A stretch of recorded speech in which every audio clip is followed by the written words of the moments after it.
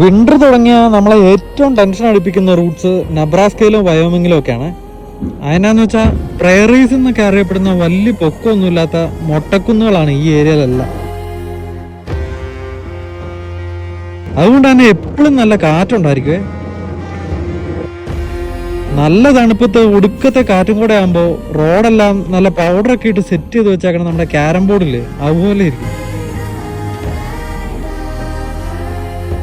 ഇത്രയും extreme weather ആയതുകൊണ്ട് തന്നെ റോഡിൽ എന്തെങ്കിലും ഒക്കെ അപകടം വല്ലതും ഉണ്ടായാൽ ക്ലിയർ ചെയ്യാനും സമയമെടുക്കും.